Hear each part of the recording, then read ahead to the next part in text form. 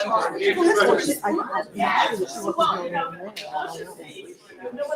I have to go back another time, and then I was like, I realized that I should have gone to the office.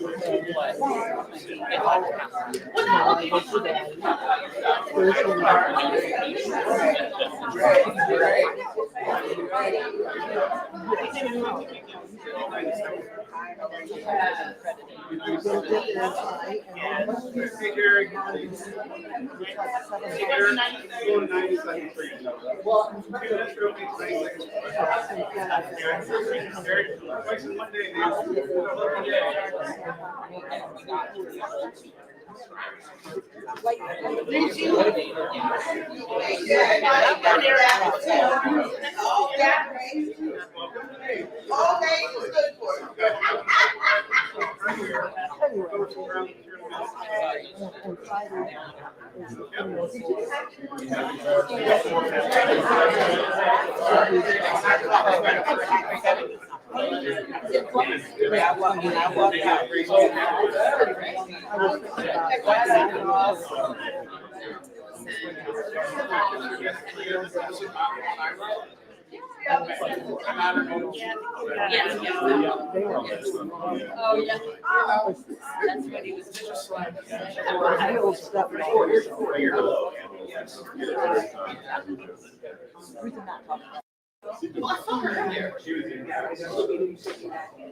Oh, she went somewhere else. So I was thinking out of.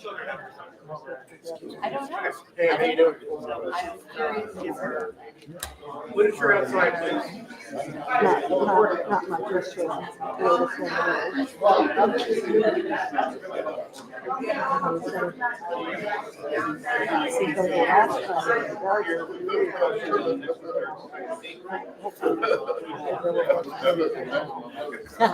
Latest and try to clean it out of it.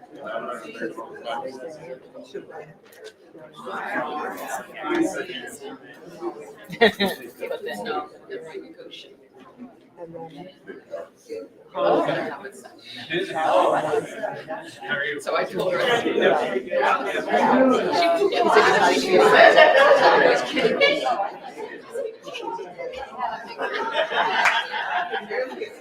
I know. She said she said, okay, that's okay. Yeah. He was just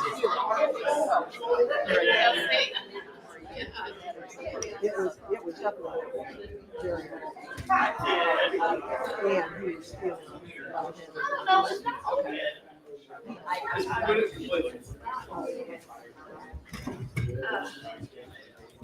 so I spent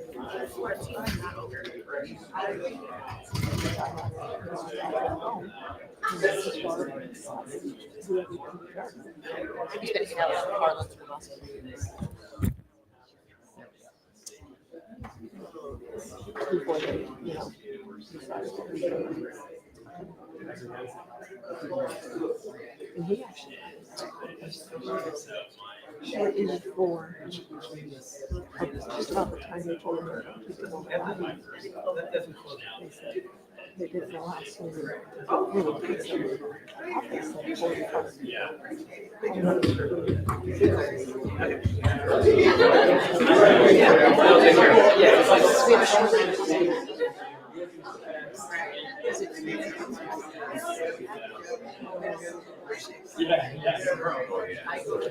Apparently not the area.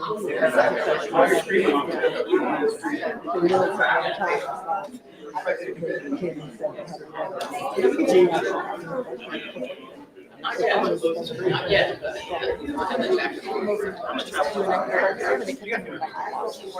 Did they do the echo while I was there? I feel like it's not.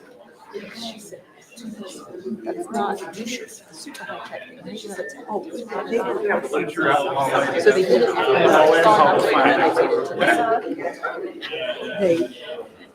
I think it's probably yeah. but they were trying to realize blockages. Your monitor probably is super slow. So that's why I'll be able to. Hey, what's your notebook? It's really professional. Thank you. I didn't see it. Give me a boost. I know. I'll get it for you. Boys on the little. So it's through the side too, while he's laying it down.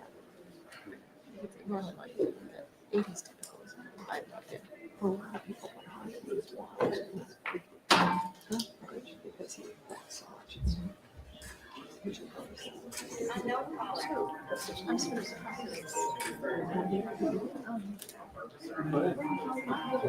And it makes sense people are here giving out That's when you turn literature. your microphones on, turn them off, you get set up. Turn the batteries, turn them off, turn them on direct. Same channel. Yeah, they're good. Is that also?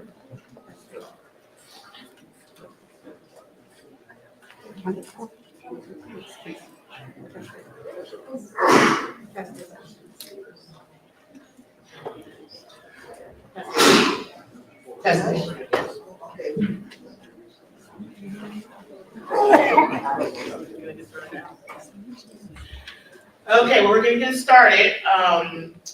Whenever Patrick tells me I can.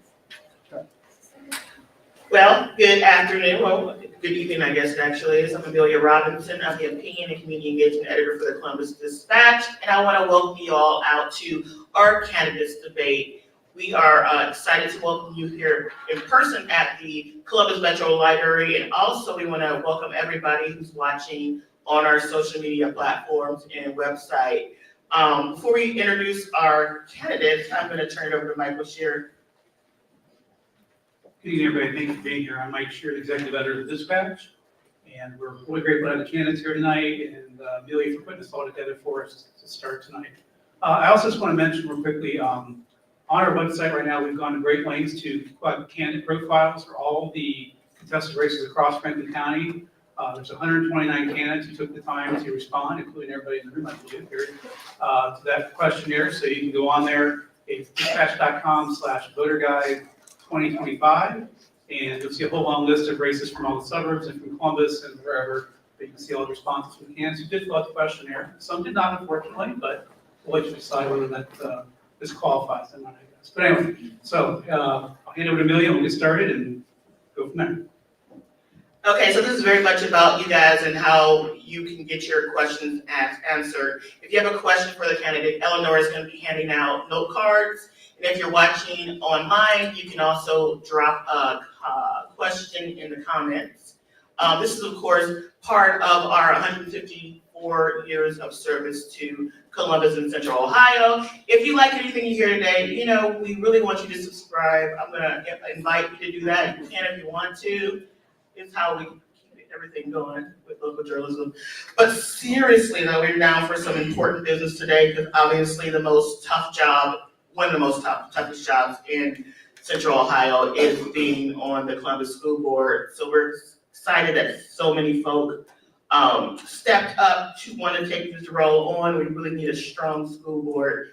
I'm going to introduce everybody right now, but then we're going to give them 2 minutes each to give us an opening statement to kind of explain themselves and why they want the position. We have Antoinette Miranda, we also have next to her, we have Janice Keys. We have Kimberly Mason, who's going to come in just a few minutes, Patrick Katzenmeyer, and Monroe Lynch. Munier. What did I say? Monroe. Munier. He's near. Okay. So Jeremy Kennedy could not come today. He had a conflict, so we wish him well in the election, of course.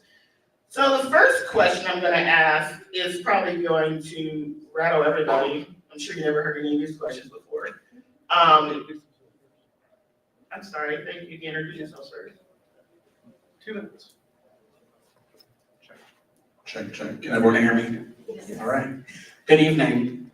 My name is Munier Lynch. I am a health educator. I'm a community organizer. I'm a proud product of Columbus City Schools. I want to thank the dispatch for having us here tonight, and to our community. I'm excited to hear your questions, and I thank you for caring as much about the school district as we all do here on this stage. So thank you for being here. We have an emergency facing public education across the state, and having grown up in these schools and taught in these schools for several years, I'm no stranger to that.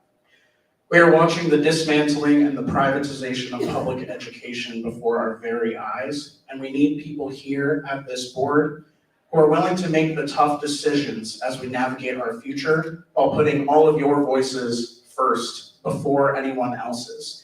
And for years and years, we have seen that not be the case. And so we navigate these emergency circumstances where many of our students are entering the workforce and entering higher education years behind their peers from other areas in our city. We need to make sure that we have a school board that is running things equitably and fairly as we navigate uncertain waters. I'm telling you all, this is an emergency that we are facing, and I'm here to take this extremely seriously as a graduate and as an educator of the schools, and I appreciate you all being here. I am excited at the opportunity to answer your questions. Thank you very much.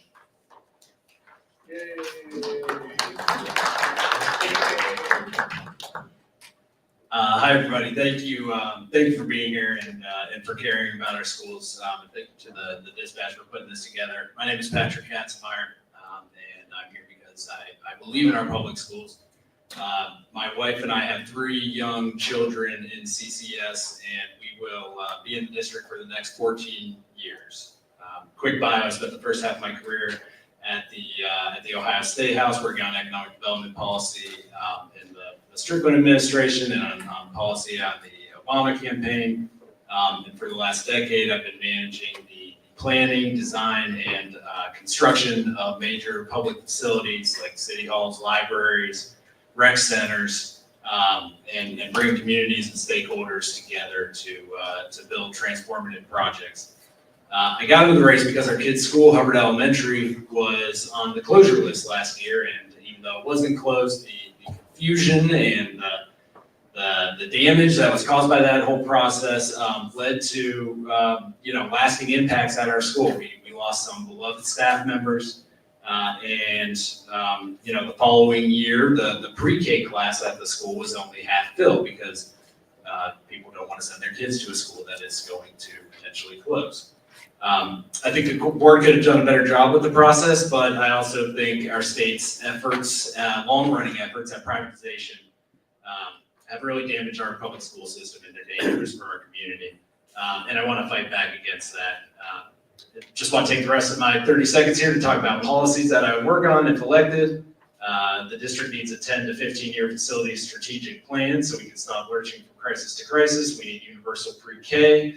The infrastructure is there. We have pre-K in 65 schools, but there's too many open spots. I want to improve board governance with biannual reviews for the superintendent, treasurer, and auditor, and continuing training and education for our board. Thank you. Good evening, everyone. My name is Janice Keys. And the reason I'm running for Columbus City School Board is I believe in the power of education. I believe it transforms lives. It allows our students to be successful, as well as it allows our communities to be successful. I am the mother of 4 children who graduated from Columbus City Schools. One was a valedictorian, one graduated at the end of summer. So I know full well as a parent what happens in our school systems. I was also Booster Club president for 3 years, ensuring that our student athletes had meals between the end of school and before the game. Also making sure that they had scholarships. So when they graduated as a student athlete, they had some access to funds. I also have 2 grandchildren that are in Columbus City Schools.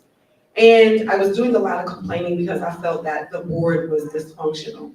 And my mother has this adage where if you're not going to be a solution, you can't complain.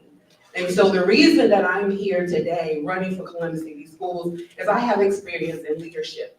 I have experience in guiding change. I have experience with bringing groups together. And so I am here as an advocate for our parents and empowering our teachers here to ensure that our students are successful. Keys for Columbus City Schools, keys for jobs, keys unlocking opportunities. Thank you so much. Good evening, and thank you for being here. I'm running for Columbus City School Board because I think we're at a critical juncture that requires the district and the school board to be agile in dealing with the challenges ahead. I'm a longtime resident of, let me start by saying I'm Dr. Antoinette Miranda. I'm a longtime resident of Columbus, Ohio, wife of a recently retired Columbus City school teacher, mother of 2 children who attended Columbus City schools and graduated, and I'm a recently retired professor of school psychology, chair of a department at The Ohio State University. My research was laser focused on how urban schools can successfully and meet the needs of their students, both academically and behaviorally. I also just finished an 8-year term on the State Board of Education, in which I learn and understand at a very high level about policy, legislation, and budgets. I have extensive leadership experience as well as knowledge about how urban schools can be effective, utilizing evidence-based practices. And in the dispatch, last spring, they stated that being a school board member is not for the unqualified, unlearned, or unethical. I believe my experience, leadership, and knowledge of education makes me qualified, learned, and ethical, and therefore an excellent candidate to be your next Board of Education member. For 37 years at Ohio State, I worked professionally as well as personally in Columbus City schools, so I feel like I have a really good handle on what urban schools need and how they can be improved, and I believe I can bring that expertise to the table. Please vote November 4th, Dr. Antoinette Miranda. First of all, Antoinette, I want to thank you for quoting, that was a very good sentence I wrote, so thank you for telling everybody that. So we will get to the questions now. Candidates will have 90 seconds to respond. You, of course, do not have to answer every question. And if there is a rebuttal, keep it to 30 seconds, just to keep the evening moving, because we have a ton of questions already from the audience. Like I said earlier, serving on the Columbus School Board is one of the toughest jobs in the community. What special skills do you bring to the table, and what have you done thus far to prepare for the position? Start here. Yeah, anybody wants to start?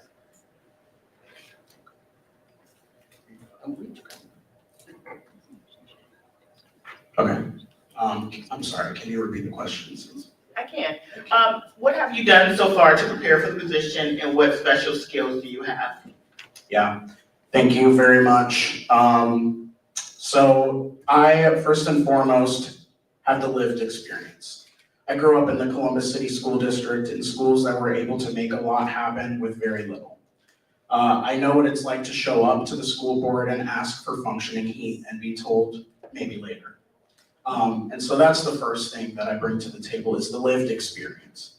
Second of all, I worked as a health educator with Planned Parenthood of Greater Ohio, where I was able to teach in every single middle school in the Columbus City School District and most of the high schools. This gave me the chance not only to be physically present in each of the buildings, but to understand the challenges that every building faces and also the beauty of every building across our district and what we can achieve.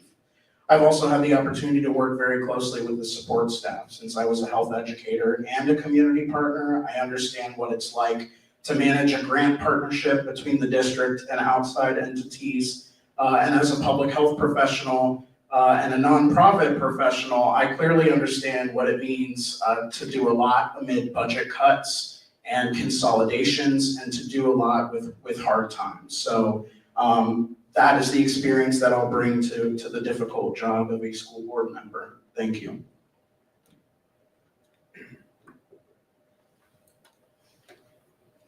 So the first, I guess the first one would be that I have 3 kids in the district.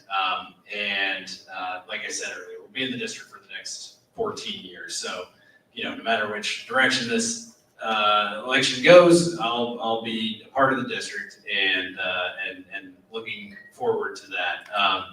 And you know, with those kids have experienced, you know, like I mentioned, some of the things that go along, some of the problems and challenges that the district is facing.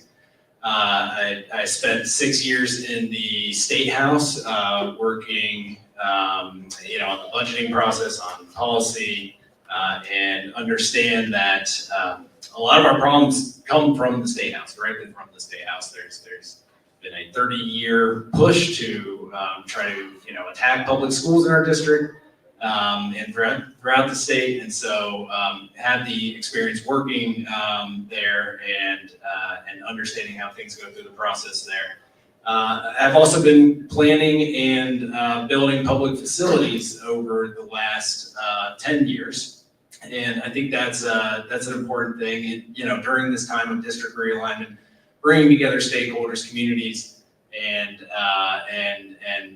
everyone involved to really come together to make positive and transformative change. So that's it. I'm wrapping up my comments now. Thank you.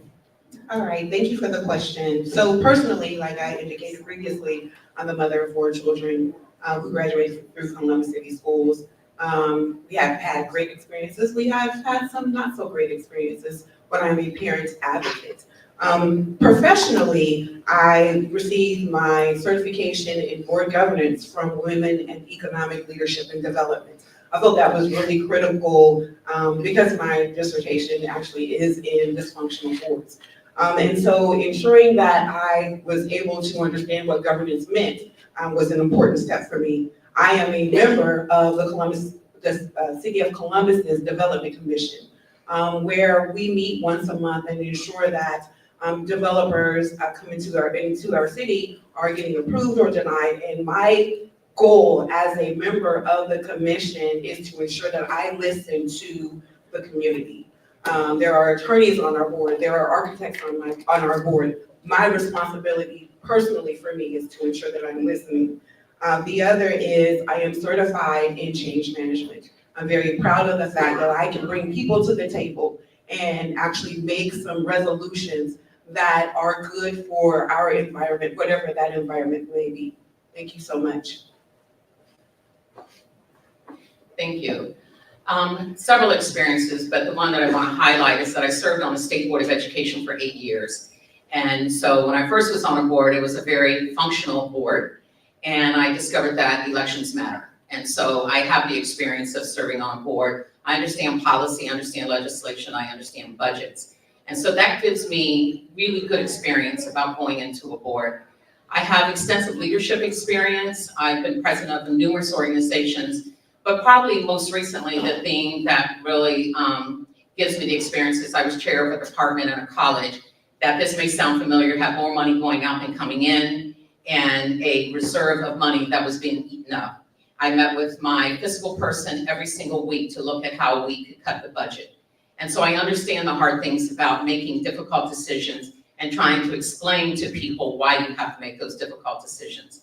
I also have extensive experience in urban schools. As I said before, I devoted a lot of time to Columbus City Schools. I know it, like Janice said, had good experiences. Most of them have been good. As a school psychologist, I also understand special ed, and I have a son that's orthopedically handicapped and went through the special ed program for 12 years. So given what's happening at the Department of Ed, I understand what will happen if special ed funding is cut. Thank you. All right, thank you all for your answers there.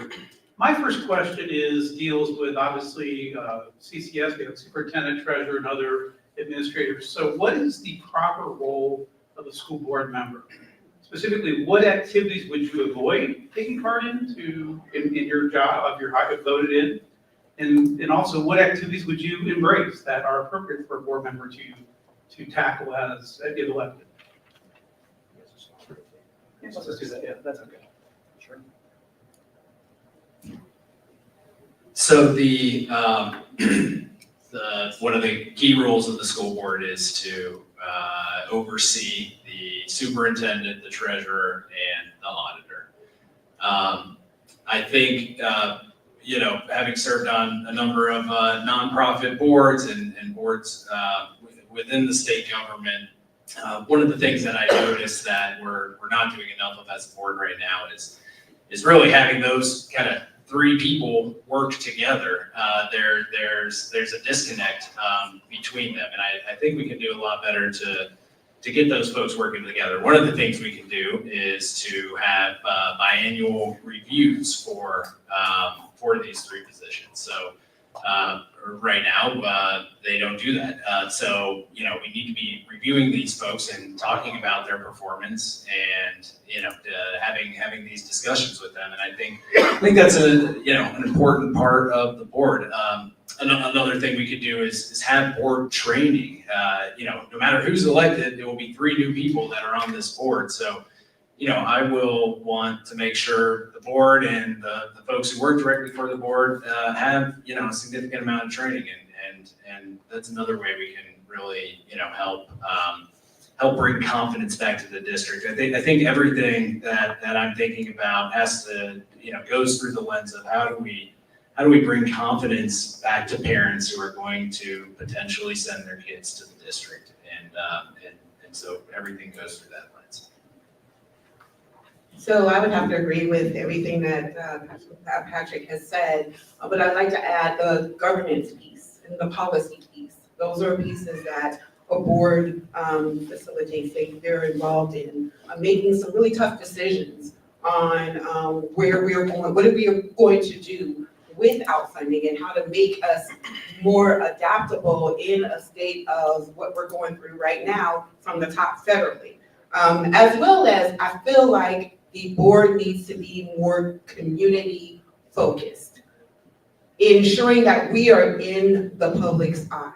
I've mentioned before that we should be having our board meetings at different schools throughout our district to ensure that we're giving the members in that community an opportunity to speak to us, to form those relationships, to be able to see meet with the children as well. So ensuring that we are doing events within the school district where we are meeting parents, where we are meeting students, where we are meeting teachers and talking to administrators. We can no longer do the status quo of the union and then the board. We need to be together, because in order for us to be successful, we've got to be together. We've got to make decisions together. We've got to move together. We've got to allow everybody to have a voice at the table so that we can make great decisions for our students. Thank you.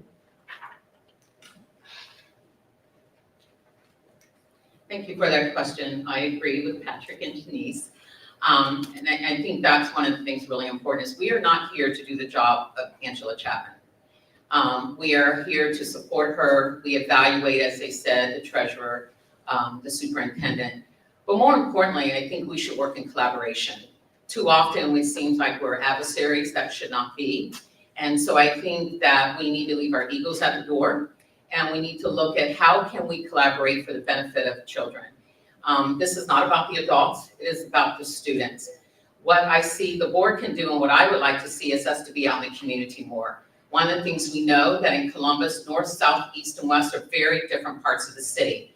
And it's not one shop, one stop fits all. And so we need to look at what does the east side need? What does the west side need? But we need to be out in the community talking to the parents, talking to the businesses to see how they can be a part of Columbus City Schools. And so what I would say is that we need to look at how we can better involve everybody in Columbus. So as we talk about wanting to have a model Columbus, you can't have a model Columbus without a model school district. And so it's time for us to get started and start working together. So CCS has had a couple really embarrassing years. I'm sorry, were you gonna also answer the question? Yeah. You gotta, sorry. Well, they don't want to answer. Okay. I mean, if you want to answer the question, you can, but you don't have to.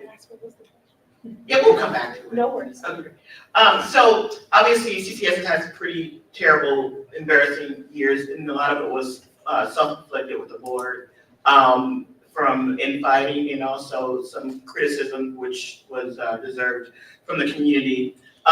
First of all, what is your communication style and how do you anticipate working in what has been a hostile environment? And also, how do you plan to communicate differently with the community?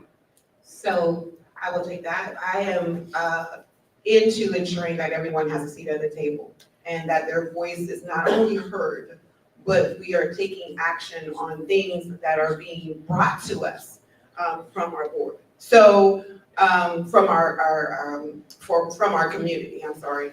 And then as a board, like I said, sitting down and with our community, figuring out what's best for our students, because at the end of the day, that's what it's about, is our students and ensuring that they are successful. We can no longer serve our own agendas. We can no longer be puppets to whatever overbearing entity it is. We've literally got to roll up our sleeves and figure out how to make this work for our community, for our students, for our parents, because at the end of the day, those students are going home to sometimes environments that don't allow them to be their best selves when they come in the morning. So ensuring that we are empowering our teachers, as well as our students, as well as our parents, is vitally important. And it would be communicating all of that with our board. And if we were all on one accord, we would be successful with our school district. Anybody else? Hello. Hello. There you Third time's a go. charm. Yeah, there you go. All right, good evening. I had to wake you guys up. My name is Kimberly Mason. Sorry that I was late, but I'm glad that you guys are still here. And when it comes to this last question specifically, my leadership style comes from servant leadership. At the end of the day, you have to understand where people are coming from. Most of my work has been a nonprofit, so at the end of the day, people come from different walks of life, and everybody wants to be heard. How do you hear voices? Is that you make sure that there's a common ground. Student success has to be our outcome, because that's our return on the investment, right? That's gonna make sure that everybody values CCS and sees the value proposition when it comes to generating better jobs, generating future-ready workforce, generating what it looks like to make sure CCS, Columbus City Schools, Columbus, Ohio, is the marketplace that people wanna come to. And when it comes to working with your board, you're supposed to have 7 different leaders who are reflective of the community in which they serve. Everybody has their own skill sets. And so I think it's important for everybody to understand where they best thrive, and then more importantly, how you can show up to be that advocate when it comes to the school board itself. I say all that to say that I think from current leadership to where we're moving forward now, at the end of the day as the community, that there has to also be a little bit of grace to understand that when new leaders take in here, we're gonna bring in a different perspective, a different opportunity. And if we're doing that, also work with us so that we can make sure that we're meeting your needs, we're communicating them effectively, and that moving forward, we are also being reflective of the values and visions that you see. I'll go ahead and answer that one too. In my introduction, I mentioned being an organizer, and I'll give you a quick definition of what that means. It's the difference between an activist and an organizer is that an organizer does activism. They have a cause that they care about, and they communicate that to the community. But what sets them apart is that they have a plan to build upon that, and they have a plan to deliver better for what it is that they are doing activism for. And so I'll bring my organizing to the board. I believe that our board members need to be fighting every single day for public education. They need to be in the State House. And it's not just about the State House, it's about City Hall as well. There are many, many areas in which our city government falls short in supporting our schools and supporting our youth-serving programs. Many of them are funded by the city of Columbus. And so being an organizer is an important asset to the board as well, right? We need someone here who's willing to fight for public education tooth and nail every single day. And I echo everybody else's sentiments about community engagement as well. With the little time I have left, just wanted to highlight that as well. Yeah, thank you. All right, anyone else with that question? All right, our next question is, how would you balance support for teachers and other employees with the realities of the district's financial needs and accountability to taxpayers? Would you be willing to say no to employees if necessary on whatever the subject may be, pay or benefits or working conditions, et cetera? Yeah, who wants to go first?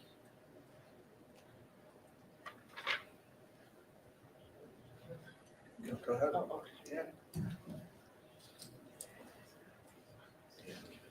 So I've had the opportunity to work in mental health, higher education, and financial services, all in 3 different industries. And part of those industries, they've all been nonprofit. So you have to learn how to be efficient, effective, and make sure that you scale when you need to, and also making sure that you are also having the return on the investment. Ideally, nobody wants to see anybody lose jobs. I can say that personally this year because of the changes federally, and my role being in diversity, equity, and inclusion, I was a recipient of that. So I know what that looks like firsthand. But I also know at the end of the day, when it comes to moving an organization forward, whether it's the values and visions, making sure that we have the culture, right, that supports what we need, maybe possibly what we want, and also making sure that we're ensuring that this system as a whole can financially support what we need to do as an organization. I say that to say, in the roles that I've been, it's not always been comfortable, and sometimes leadership's not always about comfortability. It is also about saying hard no's when we need to. We need to be more mindful and strategic. So whether that's benefits and outcomes, maybe the current provider that we're utilizing is not the best one. Are there other different vendors and providers that we could look into that maybe can provide what we need at a better affordable rate? That's one way to look at it. In addition to, when we look at the current state of CCS, it has had its fair share of challenges. And at the end of the day, financially, looking at from a federal, state, and even a local level, we have to make sure that we are buying back the trust of our local residents as well too. So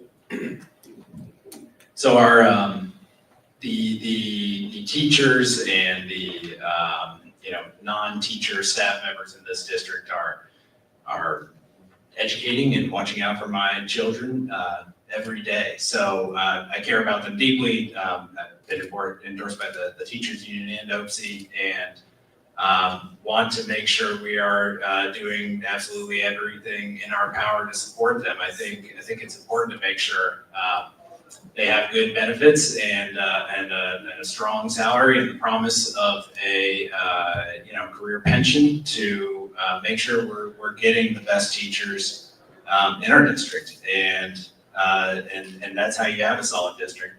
That said, over 80% of our district's budget is personnel.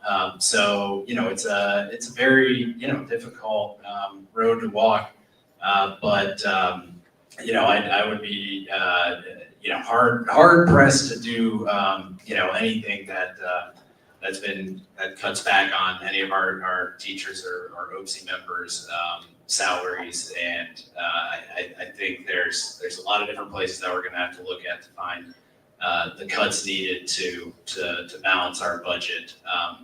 And there's no silver bullet, so we'll continue to look hard everywhere.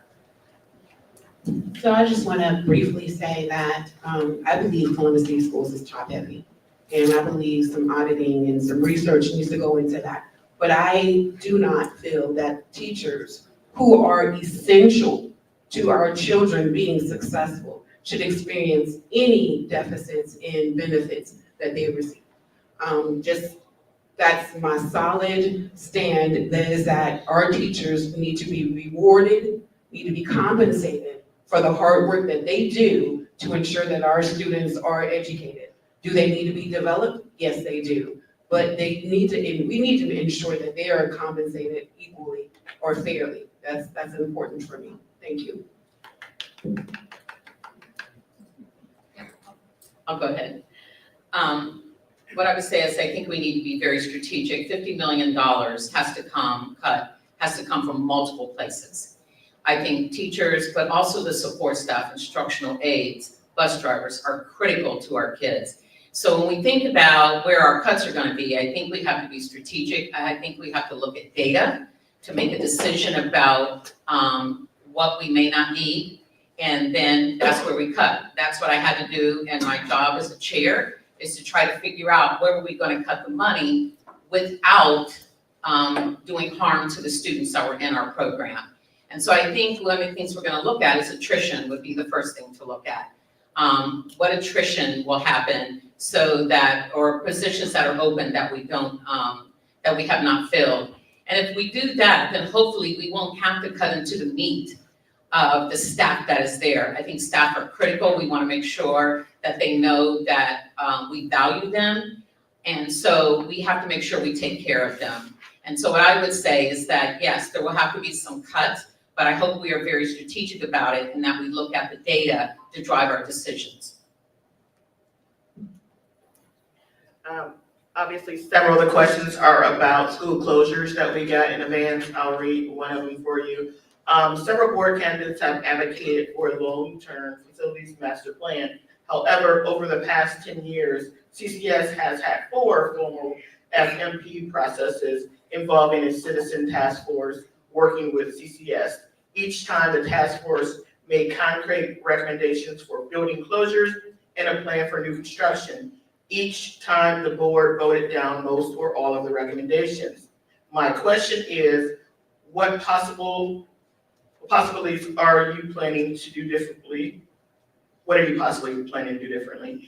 Will you pledge to approve the recommendations of the next facilities task force? Why or why not? Should more schools be closed? And if so, what process will you use? In a minute and a half. I'll give you a minute and, A minute. I'll jump in, but I'm sure everyone is up for this. We need a process that puts students, parents, and teachers at the forefront of the process. This most recent task force, I think, had 1, maybe 2 parents on it. Had a lot of folks from the suburbs in there. It was a mix that really did not match, the demographics of the district or people actually going to the district. No, I would not, just come out and say I guarantee I would approve any task force recommendation, because without seeing that.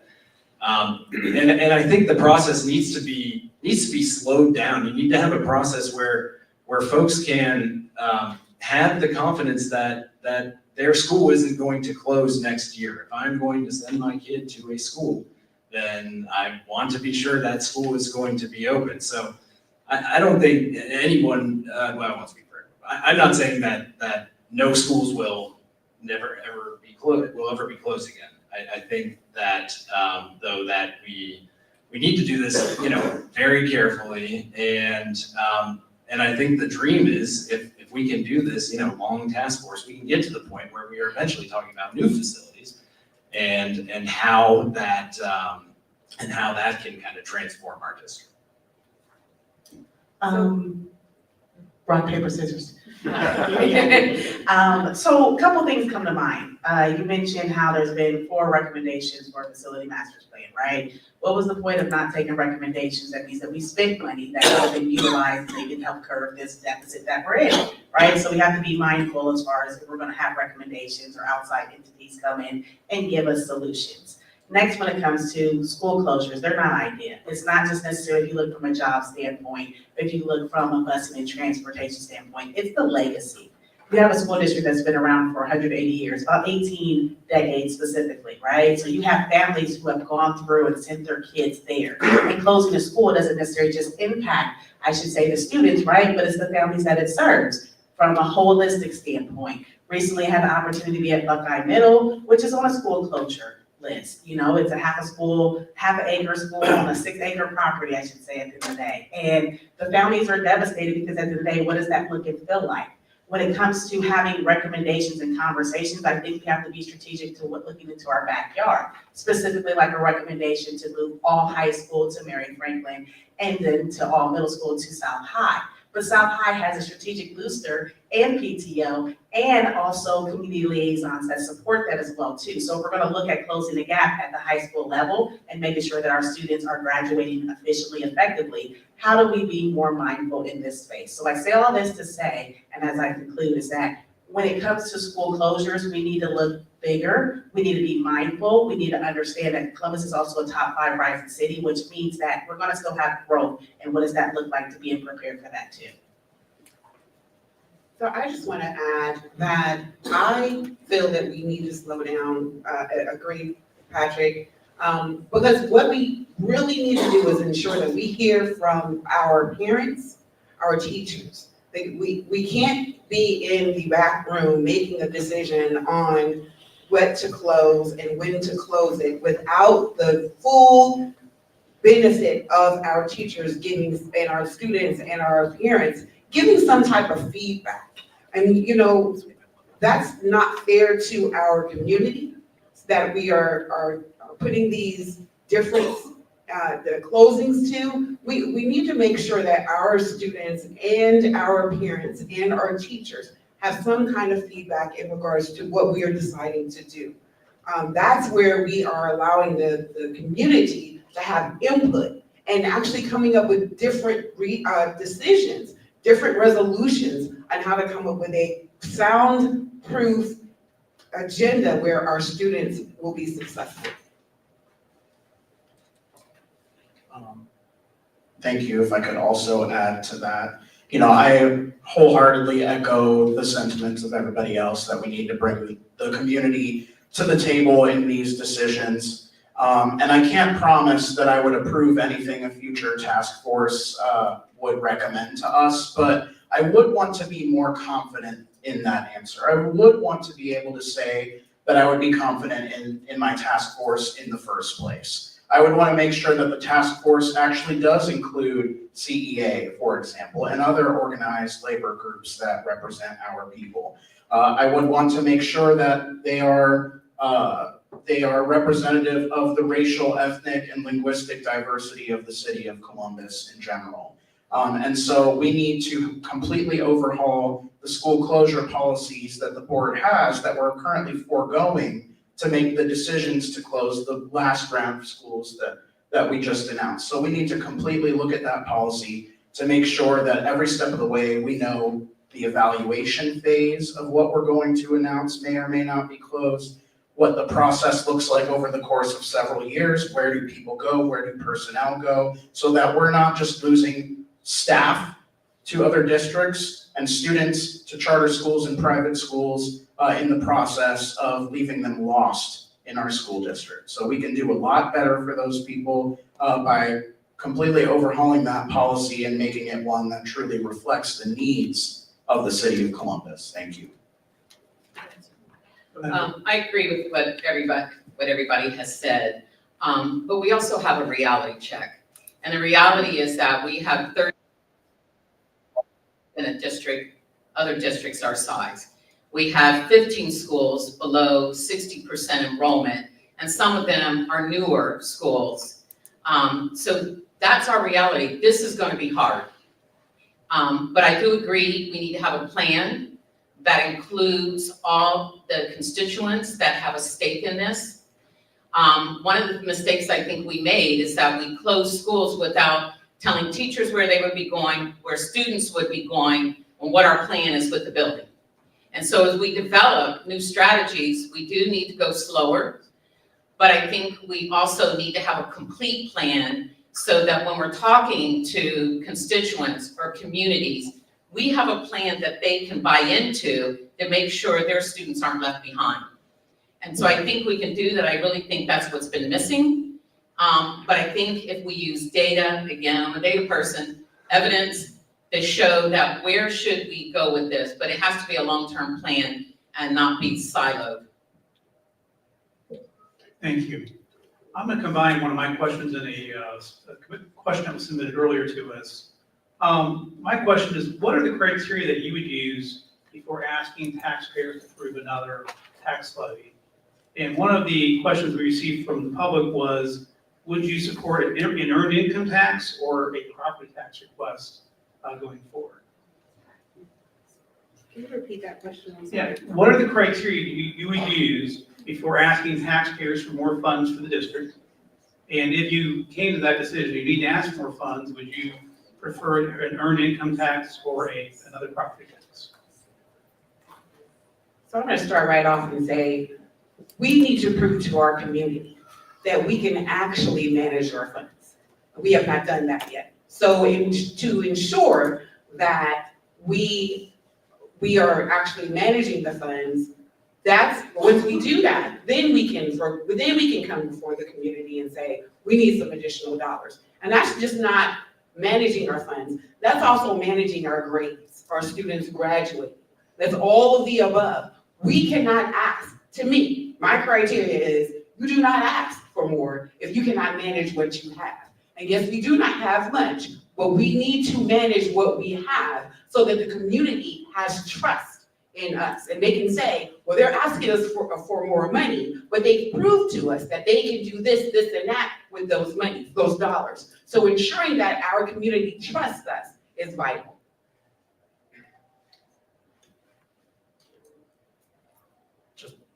Just building on that a little bit, I don't even think we're going to pass anything until we can do those things. I mean, you know, if we go out with a levy today, it does not seem like this will pass. So, you know, we need to, you know, give families in the district confidence, that the board is, you know, knows what it's doing. I'd love to see, you know, a position where we're kind of turning around this bleeding of students from the district and at least having, you know, at least have bottomed out and we're kind of moving back up.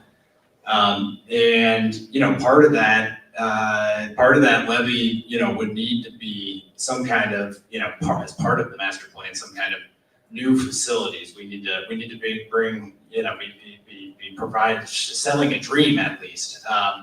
You know, the benefit of larger facilities with more students is that you get the ability to offer more programming, more classes, more extracurriculars, and you have a better learning environment. So that needs to be part of it as well. But there's a lot of work that's going to have to happen before we're asking voters to approve a new levy. Thank you, Kimberly. One of my criteria would be something that I think has been lost and we don't talk about, and that's our academic achievement. We should be striving to get that 3 on the report card that shows we're effective.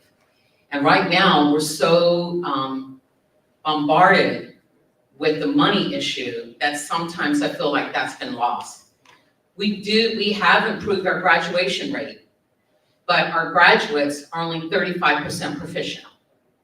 And so as we're talking about this and as we're trying to move where we're going to have a leaner district, but at the same time have a district that our students have more resources, I want to be able to go to ask more money. I want one of the criteria is that we demonstrate that we have improved on the report card at the elementary, at the middle school, and at the high school level.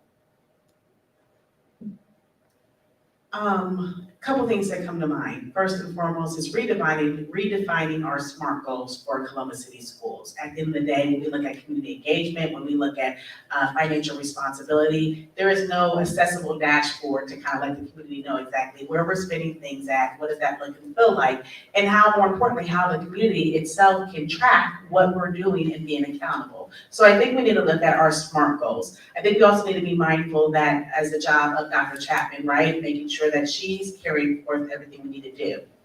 We know in entrepreneurship, it says 3 to 5 years take to give you an assessment on a successful business. At the end of the day, in the last 10 to 15 years, we've had almost 6 different superintendents, then we haven't had somebody around long enough to kind of maybe move through all of the markers to see how success looks like.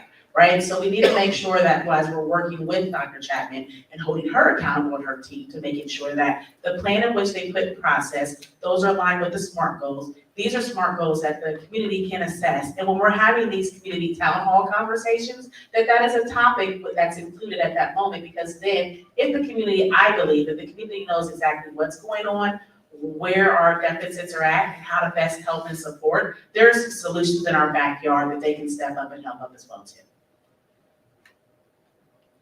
I'll also answer just a little bit of that question. So first and foremost, I acknowledge the reality that here in the city of Columbus, we are experiencing an increasing affordability crisis, especially regarding housing. And every voter I talk to on doors 3 days a week throughout my campaign has told me, I am barely affording my mortgage right now, let alone an increase in property taxes. And so we have to acknowledge that reality first and foremost, right? Our people can't afford a higher cost of living. And also, when we do look at that at any point, we also, to build upon what everybody else said as well, we need to have a plan for growth. And I think something that sets myself apart as a candidate for school board is that not only are we managing the emergency that we have right now, but I have a hopeful and optimistic outlook to the future. I've grown up in these schools, I've taught in these schools, and I believe that if we do things right, and we offer the right product to our community, that we can grow. And without growth, the money doesn't come, right? Because we get our revenue that way as well, and there are neighborhoods in Columbus where more than half of school-age kids are going to a charter school or sometimes a private school, right? And so we, in anything that we ask for from the community, have to have a plan for growth that is sustainable and realistic, and as Dr. Miranda says, based in the data. So I think that's important to include as well. Thank you. There are also a number of questions about busing. I'm gonna try to combine two. What are your thoughts on the removal of busing? I think this is regarding to some of the proposals to cut busing to certain students. And the other one is, what will you do to recruit more drivers?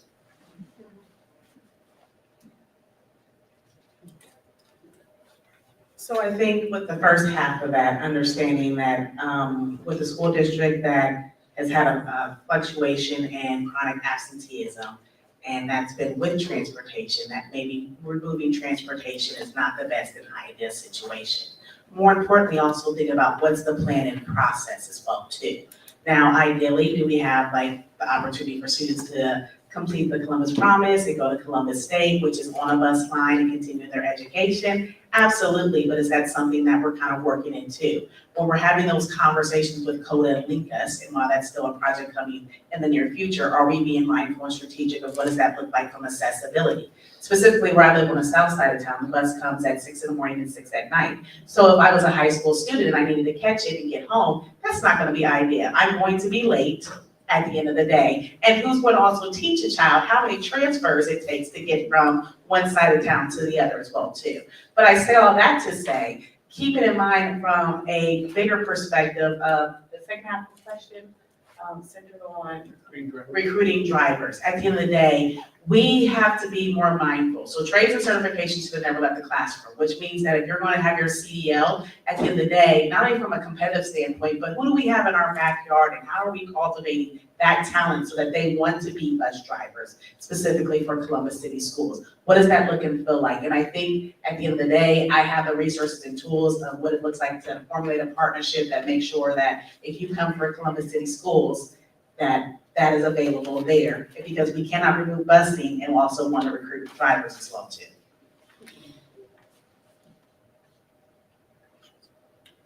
Okay, I can go. Thank you for the question, very important question. First and foremost, I do not believe that it is feasible to eliminate many of our students' only way of getting to school.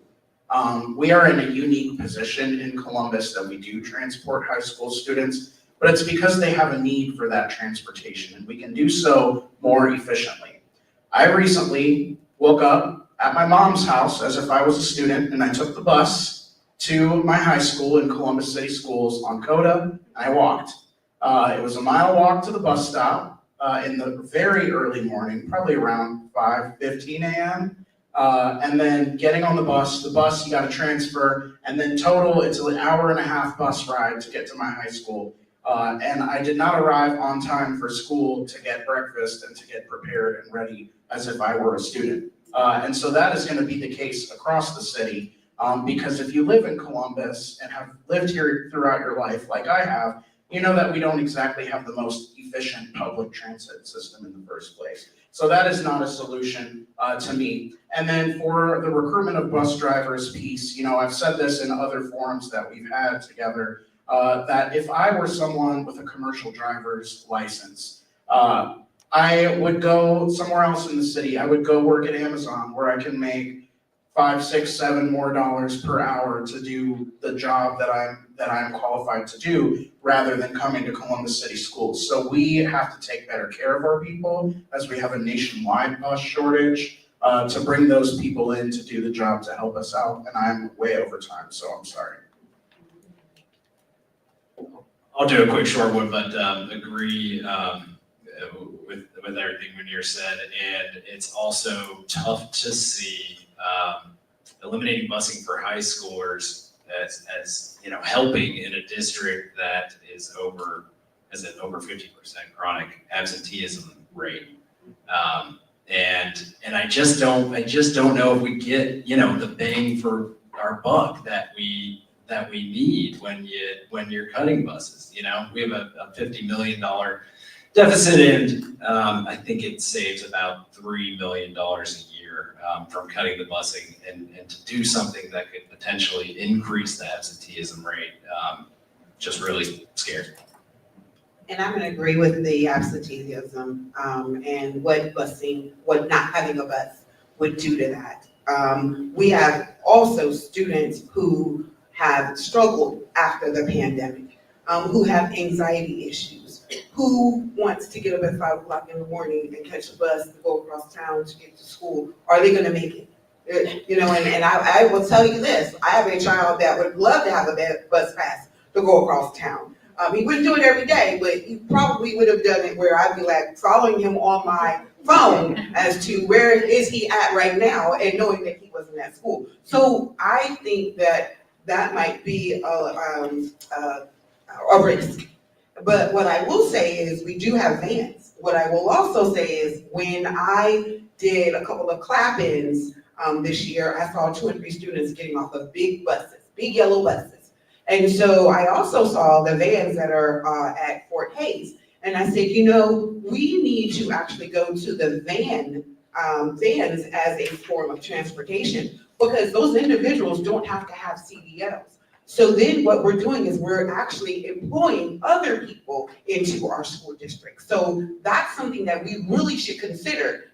Our district is smaller than what it was. However, we are growing as a city. So let's make sure that we are utilizing our resources appropriately. Thank you. I think this is a hard one, because I think when the 3 of us get on the board, we may have a different look when we start seeing that budget.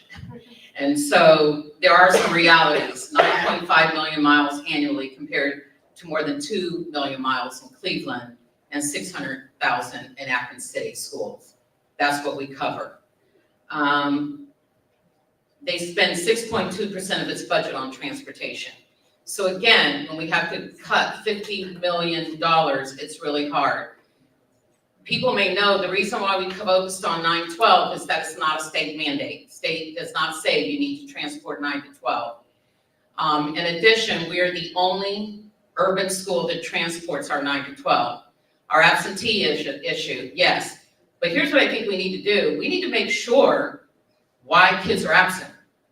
I already know of a situation where a kid has absent problems because she doesn't live with her parents and lives with somebody else, and she's not on the bus route. What I do think, and I agree with Janice, that we can look at other alternatives. The bottom line is CODA is not friendly in the city of Columbus. So we have not really good public transportation. So maybe what we need to do is collaborate with CODA to see how they can assist with our issue. And very quickly, in terms of paying drivers, maybe we can pay them more money, because if we cut busing, we can up their salary. All right, thank you all. We've not talked a whole lot about academics tonight, so we'll go that direction here for a minute. One of the readers asked, describe your top 3 concerns as they relate to a student's educational experience. And there were a few different questions that touched on literacy, which I'm guessing might be one of those concerns you guys have. So let's talk about academics for a second. What are your top 3 concerns as it relates to a student's educational experience? I'll start with that. I'm a public health professional, and so I'm going to use this term that we have a state of emergency on literacy in the city of Columbus. Many of our young people are reading at levels years and years behind, and if they're not reading, they're not learning anything else in their education. It's the foundation for their entire educational career. So we have to attack early illiteracy in the Columbus City School District like it is a public health crisis. So literacy, number one. Number two is the chronic absenteeism rate that we talked about. And as, I'm sorry, I'm forgetting who else said it earlier, we need to address the root causes of chronic absenteeism, which often means looking at the living conditions of the city of Columbus and working with our city partners and our community partners to improve those for our people.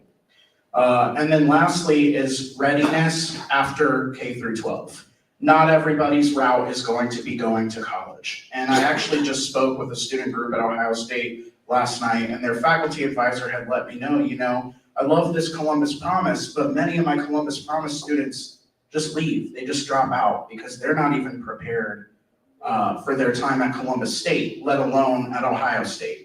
And so we need to emphasize that this is not a one-size-fits-all approach for people. When we're investing into these programs, we need to make sure that it fits people's needs and that they are adequately prepared to go whatever route that might be, rather than pushing a certain pathway onto every individual thousands and thousands of students of CCS. So, yeah.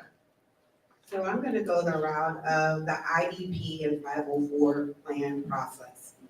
Because we are having a lot of parents that are struggling with that. And so it is our responsibility to ensure that we are accommodating students so that they are successful. So that's one of them. Two is the ability to graduate with a skilled trade. I was required as a high schooler to do the 11th and 12th grade in trade school.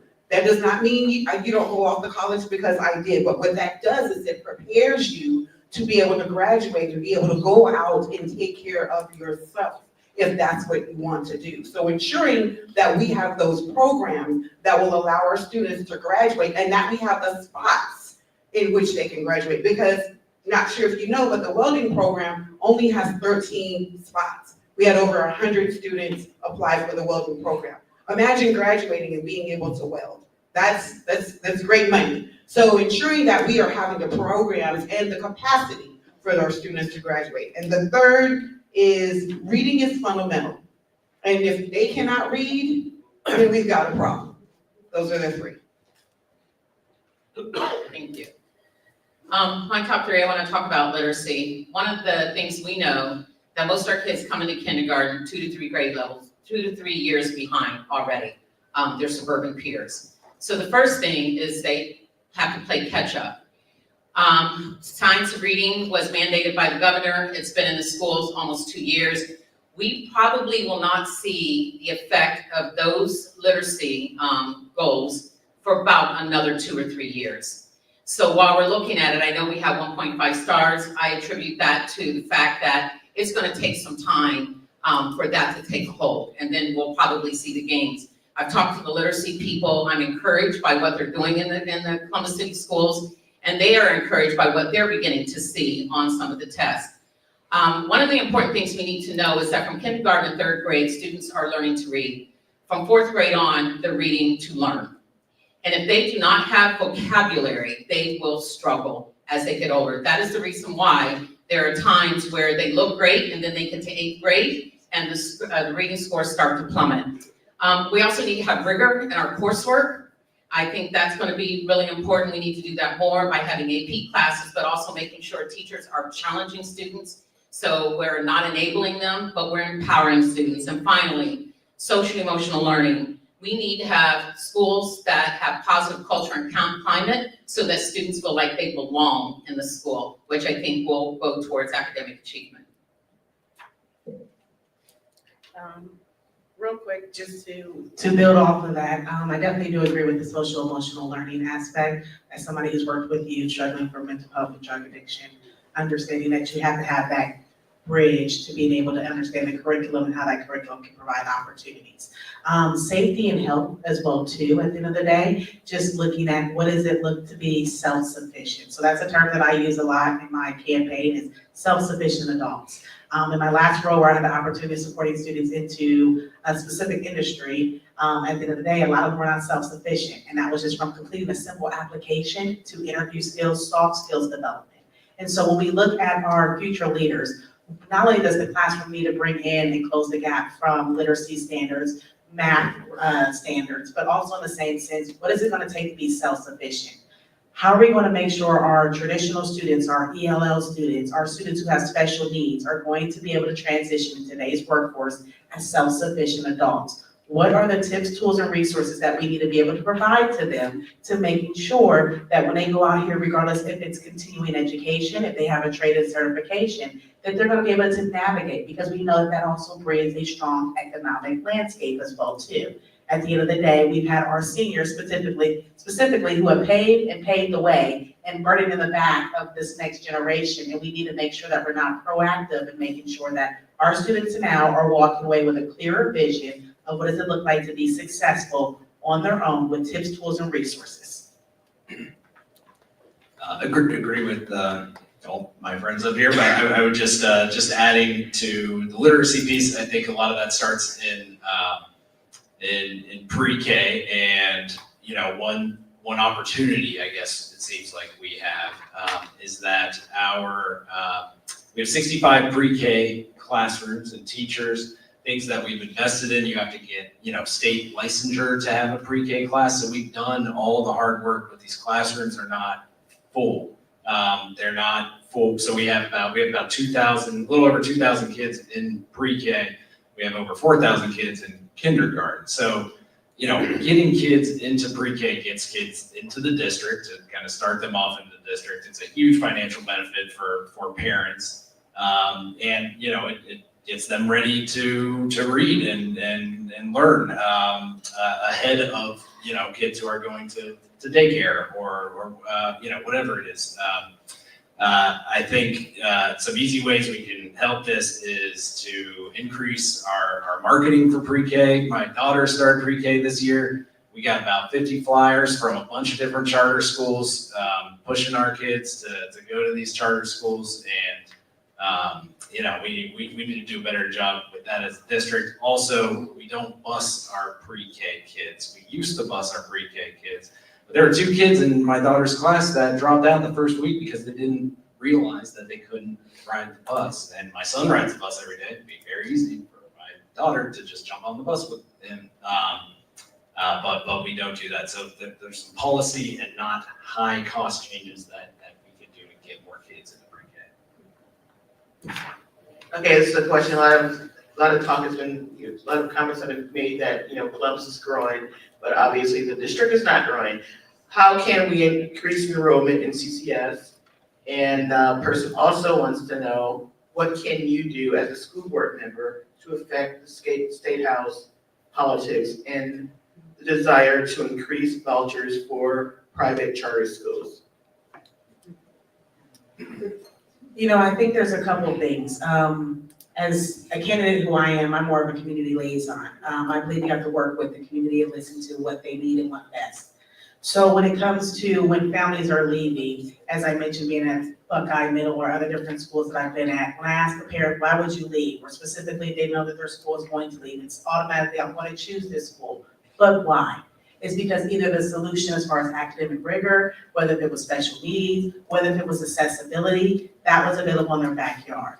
I'm a firm believer that we have to make sure that we are doing our best job to making sure that we are the best in Columbus. We're the #1 largest school district in here. So we have to make sure as a top 5 rising city that we're doing our best to make sure that people understand the value proposition. That means changing the conversation. You change the conversation when you have self-sufficient adults who are coming out, working for organizations that are in their backyard.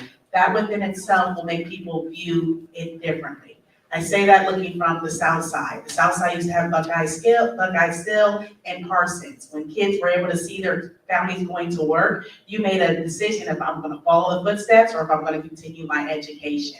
Looking at that at a bigger scope, when you kind of remove that economic slate, that also made students not see the opportunities that were available in their backyard. So if we are mindful and strategic as new board members to making sure that we have a better value proposition and change the narrative of what's coming out of CCS, that within itself will draw people back to it because the solution is available in their backyard versus across the street, down the street, or on the other side of town.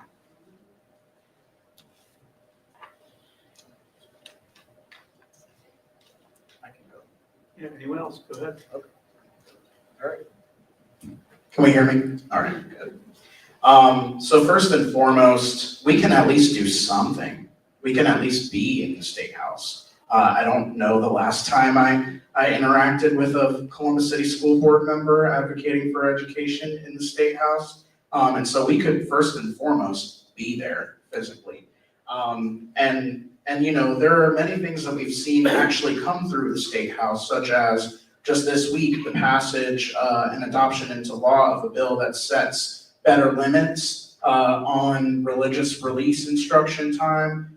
That's something that they were able to actually fight to get done on behalf of public schools, so that even though we have this policy, there are limitations around it. So we can continue to advocate in similar ways like that, piece by piece, as we continue to fight back for public education against a state government that blatantly does not care for public education at all whatsoever, right? And so we can be our own lobbyists, right? We can show up day in and day out as school board members, as elected and accountable representatives to our community and to our constituents. And then I also want to say that Columbus City Schools did grow a little bit over the last year, and we can continue to harness that growth by providing better opportunities, because largely the growth of Columbus is fueled by immigration and refugee status in the city of Columbus. And if we provide better resources for them as far as to accessibility of learning, making sure that they are reflected in their staff and in their support staff, and also have more accessible language services, then they'll continue to come and learn here rather than get swooped up by a school that is not CCS as they continue to grow. So. Yeah, great points.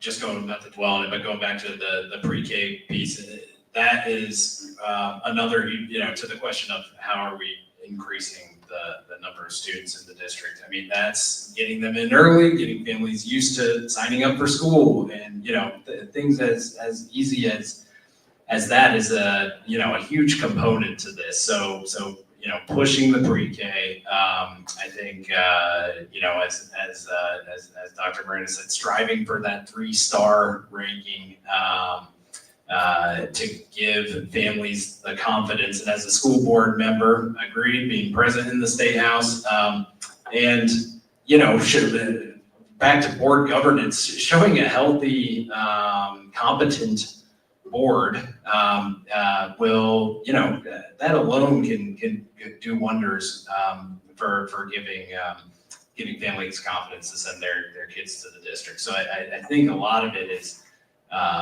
you know, making sure that this decision to send your kids to CCS is an easy one.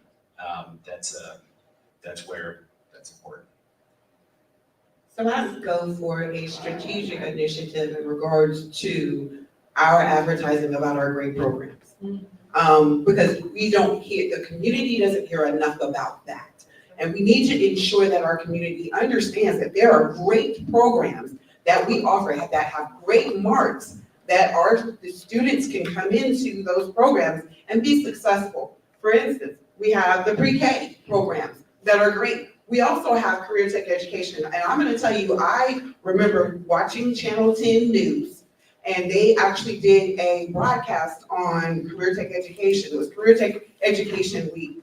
They talked about Fairfield and they talked about Columbus State, but they did not talk about Columbus City Schools. And we do have great programs. So ensuring that we are divulging that information to the community, to advertise media, making sure that that gets out to our community so they know there are great things that we are doing here in Columbus City School District. I will agree on several things, particularly about presenting to legislators. As a State Board of Education member and as a chair of a department in the College of Education, I did that several times. And I think it makes a difference. You may have to sit there a long time, but it makes a difference because you get to have your voice heard. I also will agree, I think sometimes Columbus is their own worst enemy in the sense that we don't advertise what we're about. I will tell you that for charter schools, part of their budget is marketing. And that's why those parents get those slick things and the kids say, oh, and the parents, there's no tuition. There never was tuition. So I think we have to do a better job of selling what we do. And so it's going to be really important to have a marketing department to talk about the wonderful programs that we have and sell why is Columbus City a destination for your child. Anyone else? Anyone else in that one? All right, so realizing that we kept you from attending tonight's school board meeting by scheduling this session here, one of our attendees here tonight, a couple of them asked these questions. How many board meetings have you attended? And have you sat down and discussed the school board's business with the superintendent or any board members as you prepare for this campaign? Yeah. I have attended many board meetings. You might have seen my face reacting to the transportation crisis and the fines by the millions that we faced. It was kind of so it's been a disaster. But yes, I've attended many board meetings. Even before doing the job, you need to know the nature of the job. You need to have had the time meeting with district leadership beforehand. This is not an easy job to get into. I don't think anybody on this stage comes to this just wanting the influence of a city school board member. It's a tough job, and you have to understand what that entails, and you have to understand what is going on, because unfortunately, a lot of the decisions are going to be made right before we are inaugurated into the office in January. So this most recent round of school closures is going to be approved in December. The previous rulings on busing and transportation are going to be approved beforehand. The final recommendations for the $50 million cuts are going to be presented in November, right? And so we're going to be inheriting a lot of the decisions that are going to be made. So it is vital that we clearly understand. And I have had the opportunity as well to meet with our employees, if it were the treasurer and the auditor, to discuss their role with the board and what they see is going to be going on in the future. So yes, I have. Between last year and this year, so last year was my whole family was involved in the task force meeting. So several board meetings last year, a few this year, several committee meetings this year, a few last year, and have met with the superintendent and the treasurer. I've not met with the auditor yet, but look forward to doing that soon. And I've also had cups of coffee with a few different principals and several teachers to kind of just feel out where their head is at on everything too. So I've attended several board meetings as well as a couple of committee meetings. And I think I was on broadcast the other night. But I think it's vital that anyone that's interested in this role should be at a meeting, because you also get to see and understand what people are saying, and you get an insight as to the trajectory that our school system or our administration is trying to go. And so I think it's important for anyone who is interested in something like this to be able to attend. And then I've been able to meet with the treasurer, board members, as well as I've been able to meet with principals, as well as teachers, because I think getting their input is just as important as meeting with a board member and the treasurer, because these are the people that are boots on the ground. They are actually taking care and nurturing our children. So it is really important to get their input, because taking all of that into conjunction allows you to be a better board member. So ensuring that we are going across the village in regards to education and getting that feedback from everyone is vital. I've attended or watched board meetings as well as been on some of the committees. I have met with the treasurer, I've met with the superintendent, and I've met with several board members. And all of those meetings have been very enlightening, and also has really shown me the challenges that they're really up against and that they're taking this very seriously. I've also had the opportunity to talk with principals, teachers, and parents to see, what they view as what is important in Columbus City Schools, what are their challenges. But the other thing was to hear about what they loved about Columbus City Schools, why they enjoyed teaching there, why they were sending their kids to Columbus City Schools. And those are the things we need to hear to see how can we replicate that, because that's what's going to bring people back to Columbus City Schools. So it's been a journey, but it's been a lot of fun, sometimes. A lot of fun, just kind of getting information, but also being very cognizant of the challenges that are out there.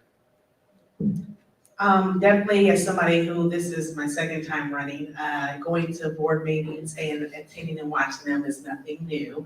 Outside of also speaking with board members, bus drivers, custodians, the lunchroom, the special needs teachers, the families. I've also gone a little bit different in this time running to work with our neighboring school districts, because at the end of the day, if you move one street over to the left or to the right, it shouldn't feel like a night and day difference as well too. So learning some of their best practices of how they have board governance, how they work with their partners for making sure that there's apprenticeships in trades and certifications in their backyard as well too. So that those are conversations that I can bring to the table as a board leader, saying, hey, there's already a process or a replication or a practice that's going over, whether that's in Bexley or Hamilton Township or Groveport, because those are my neighboring school districts where I live. At the end of the day, we don't have to reinvent the wheel. It's already there. And that's the process of having a partnership and working with people. We have our board members that have definitely taken opportunities to have coffee chats to tell us what to anticipate, how to bring your best skill sets as well too. And then last but not least, I think also the biggest thing is the community. Making sure that they're prepared for what does this look and feel like, because the conversation as far as who will be on the school board and what does this look like does not stop then. It has to move forward, because at the end of the day, if we're gonna see CCS in the way that we envision, we have to collectively do it as a unit. One quick follow-up, we shouldn't leave out events like this. I think this is, for everyone up here, we've all gotten to know each other very well. This is probably, I counted, I think this was the 9th one of these for the general election. We also did a bunch of these for the primary. There might be 10 or 11 scheduled. And coming to these events allows us to get questions from the community, and we all kind of hang out afterwards and meet with everyone who goes to these events, and I get a lot of my information from these as well. So I think that's another important part of it too. Okay, well, we have actually two final questions. I'm gonna do a combo. Obviously, 3 of you won't get on the board, so you have a 50% chance of getting on the board. What will you do if you don't get on the board? And also, why are you the best person to be one of the 3? In 90 seconds.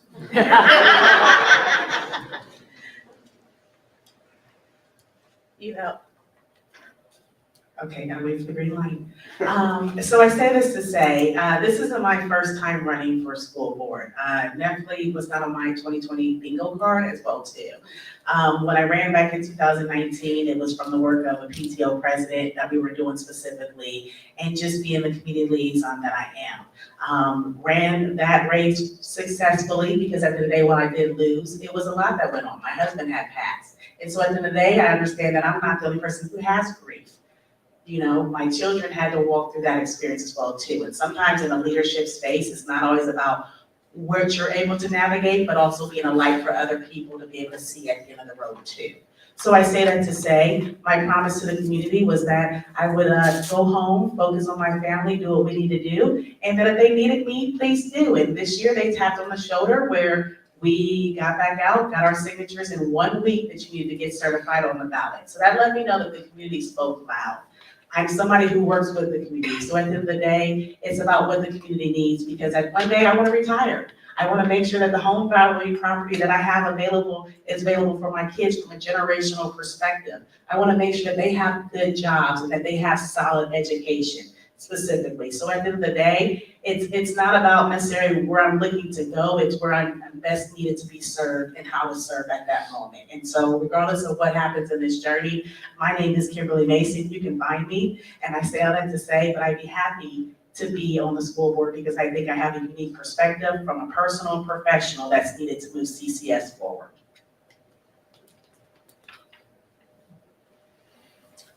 All right, thank you so much once again for being here. My name is Munir Lynch, and I appreciate you and the opportunity to be here tonight, so thank you. I'm the best candidate for Columbus City School Board because I deeply and wholeheartedly understand that things just have not been working. And I'm willing to acknowledge that and to deeply challenge that every step of the way at every place that we go when we are making the difficult decisions for our future. I have taught and I have learned in these classrooms. I know what it's like to be wearing a coat in class as a student and as an educator. And I know that something has not been working. And we just cannot continue to run things the way that we have for decades because we've seen our enrollment decrease, we've seen our academic performance decrease, we've seen us not be the best place to work and to learn in this region as we are growing. And so I want to be the person that does make this the best place to work and to learn collaboratively with our community. And so as we face this emergency in public education, we need someone who's willing to shake things up from the ground up and to offer a unique perspective. And if I'm not elected, the work does not stop because I'm an advocate for public education. This is my life. This is my passion. And I grew up in these schools, and it means way too much to me to just leave it behind because of a campaign, right? And so we are all in this together as a community. These are our futures, these are our people, and this is what determines how we will operate in the future. The education is the center, and I will never, ever stop fighting for the Columbus City School District. Thank you so much. My name is Munir Lynch again, and have a great night. Thank you guys. Thank you guys all very much for being here tonight. Thank you to the dispatch for putting this on. I think I am the best candidate because I have skin in the game. I have public facilities experience. I have state house experience. And you know, I've 20 years of experience working in Columbus and you know, getting stuff done on large projects and tackling tough problems. Also, I have a lot of nonprofit board experience and want to bring all those things to the board. If I am not elected, like Munir, this is also my life. We have 3 kids in the district. We'll be in the district for the next 14 years. We were marching with the teachers in 2022. We were a thorn in the board side in 2024. And I will, you know, continue to both support the board members, but also, you know, advocate for our kids when necessary. So again, I really appreciate you guys all coming out tonight. It's great to see everyone, and thank you very much for your time. Thank you so much for the opportunity. I really appreciate the opportunity to be in front of you today. If I were not to win, I would join a committee, a CCS committee, and serving our students, as well as joining a parent advocacy program. Because I fully believe that children at the end of the day go home, and whatever situation they are dealing with at home actually impedes or makes them successful when they go to the classroom. So ensuring that I continue to be an advocate for our parents. And also empowering our teachers, because I think that's important. Allowing them to bring their unique selves to the table is vital to our children's success. Collaborating with the community businesses, ensuring that they are pouring into our students is essential as well. I am a leader, I am a change agent, and it's important that we have that change on our board. We go from dysfunction to function is vital. So I respectfully ask for your vote on or before November 4th. My name is Janice Keys, Unlocking Opportunities. Thank you. Thank you for allowing us the time to share our thoughts, our perspectives. I believe I'm the best candidate because of my leadership skills, my experience in education, my experience with special education, and my commitment to Columbus City Schools. I've been in education for well over 40 years. I worked as a school psychologist in New York City Public Schools, District 23, Brownsville, and Brooklyn, one of the most impoverished districts in New York City. And it was that experience that shaped the rest of my career and what I did at Ohio State University. My commitment was to do the best that I could in providing professional experiences to teachers in Columbus City schools, as well as my commitment in terms of sending my kids to Columbus City schools. Here's what I know. I've had the opportunity to work with some amazing principals that did amazing things in Columbus City schools. And so I say that because I know you can turn a school around. I was with an amazing principal who turned a school around for years. So I know there's opportunities and I have belief. This was my passion. I had an amazing career. I had 37 years of being able to work with school districts, with most of it being in Columbus City schools. I was PTA president, PTO secretary, and I worked many concession stands. So when I think about what I will do, I will bring that passion even though I'm retired. And if I don't make it, I will continue to work in Columbus City schools, whether it be through volunteering or being on committees, because that's how committed I am. Thank you. Please vote for Dr. Antoinette Miranda November 4th. Have a wonderful evening. Well, stating Kimberly Mason, Lanier Lynch, Patrick Kassemeyer, Janice, Keys. Yeah, you know what? One day, I had a very long day. And Antoinette and Miranda. So thank you so much. Thank you for everybody. And please vote, and you have a plan to vote and prepare to vote on or before November 4th. Have a good night. This is not true.